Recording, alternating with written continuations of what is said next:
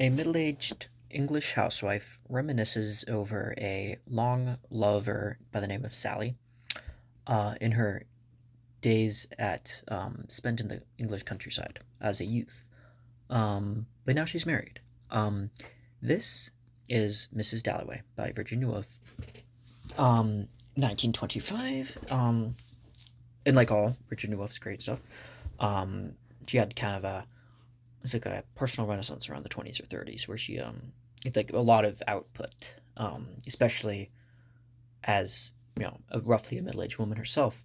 um a good amount of her works, including definitely like um To the Lighthouse and Orlando, or um points of view of like housewives, and from the where they're kind of expected to be a certain kind of way, a certain kind of dignified, and she's often included in modernist because of her really groundbreaking, pioneering style of the stream of consciousness kind of uh,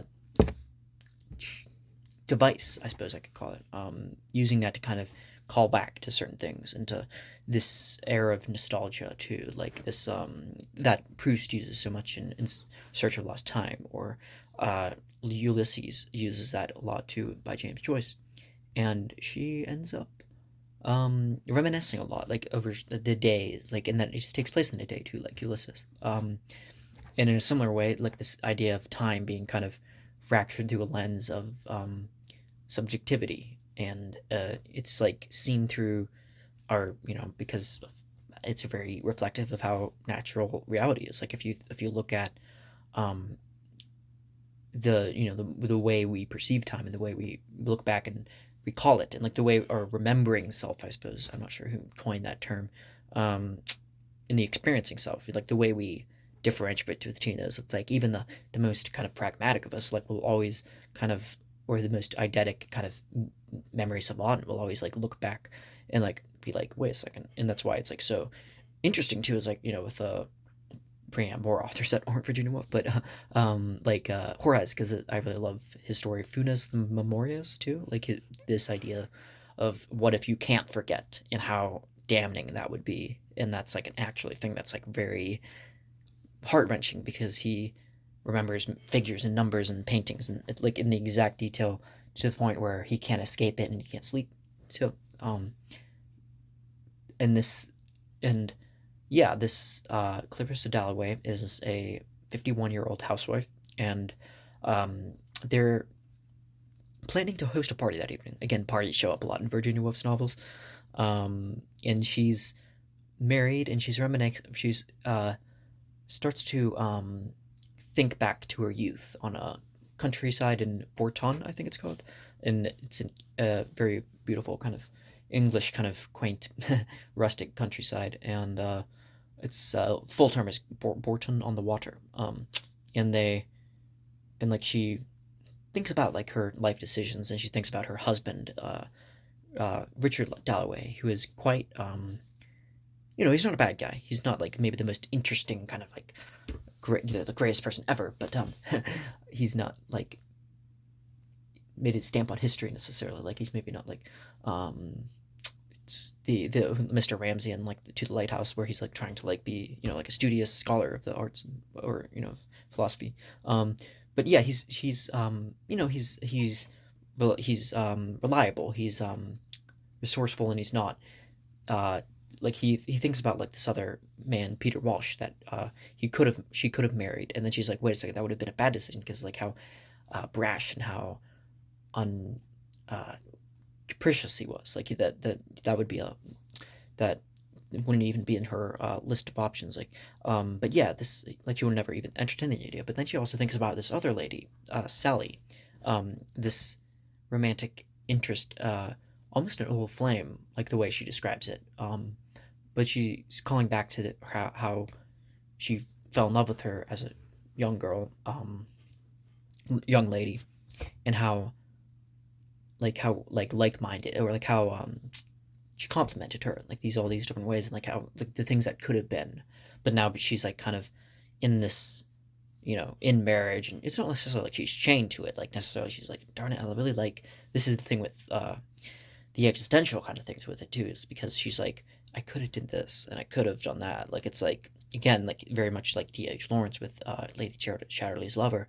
It's like this idea of like, well, Lady like Chatterley, she didn't do the right thing. It's not like we're praising her for going off and having an affair and with the gardener, but at the same time, like Lawrence isn't really saying that you should necessarily demonize her either or denigrate her for her choice because she was just a flawed, she was had all these romantic ideals in her head. So it's like, and very much in a similar sense, you get this Virginia Woolf isn't necessarily, she's kind of like like refracting these memories and like her own things and her own stuff, and she you know um there's also um at the party they invite a Septimus Warren Smith, who is this post-traumatic stress stricken young man who is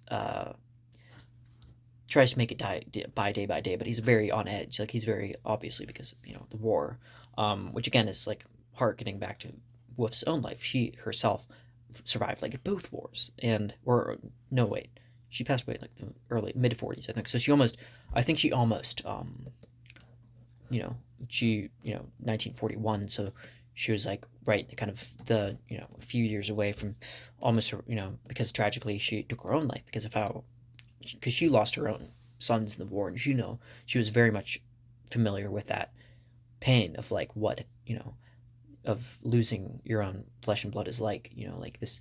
And so you can kind of see Septimus Warren Smith is almost like one of her own children in this sense.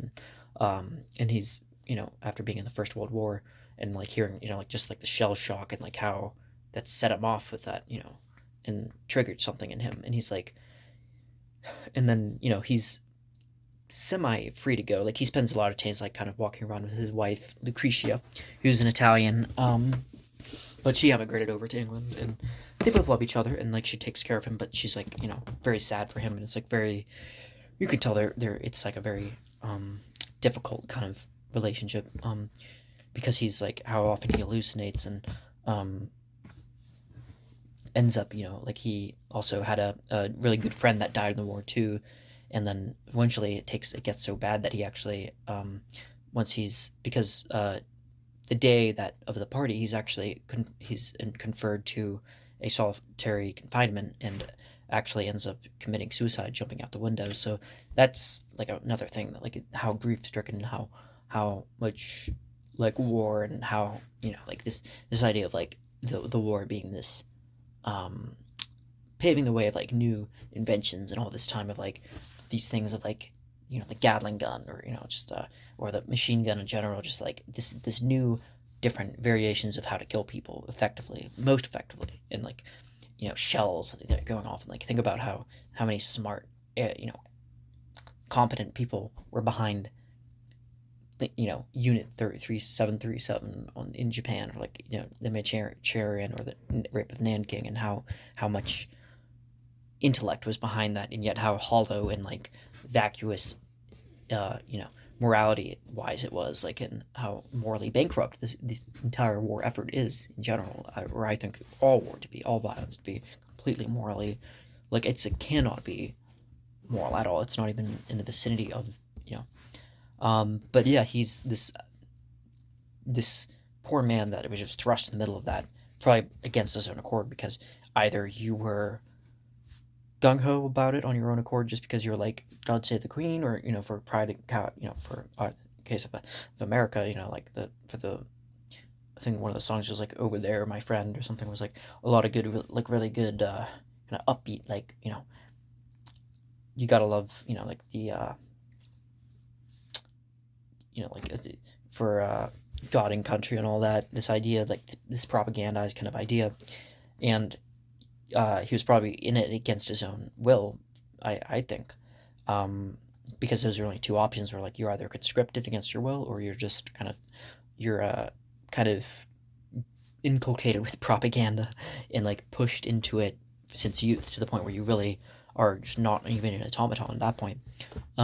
So yeah, Clarissa has her party, and it is kind of a slow kind of party, and it's mostly the people that attend it are people that she already knows, Um, I'm not sure if Sally's there, but there are um, a good amount of um, familiar old hats, and she hears about Septimus's suicide too, and then she's stricken by that too. And I actually think that you can hear the gunshot, or not sorry, not the gunshot, but the jumping. You almost hear the jumping in the background, like him falling to his death. I'm not sure if you can actually hear like that, or but like either way, the word travels pretty quickly, and um,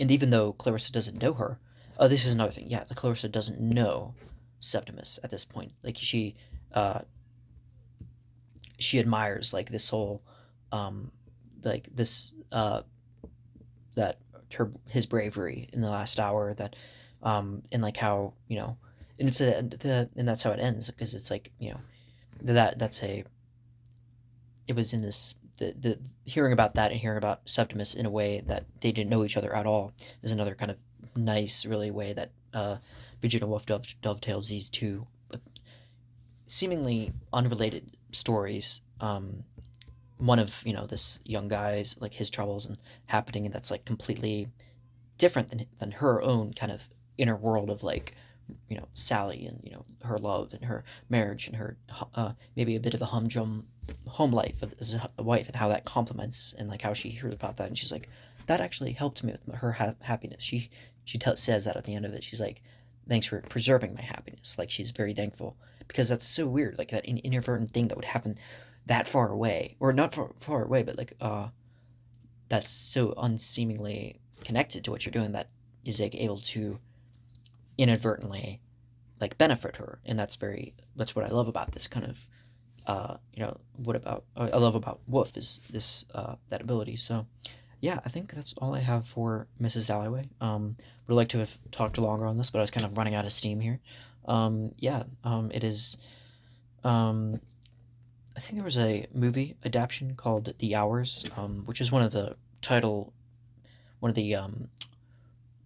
first initial titles I think that drafted for she was thinking of making.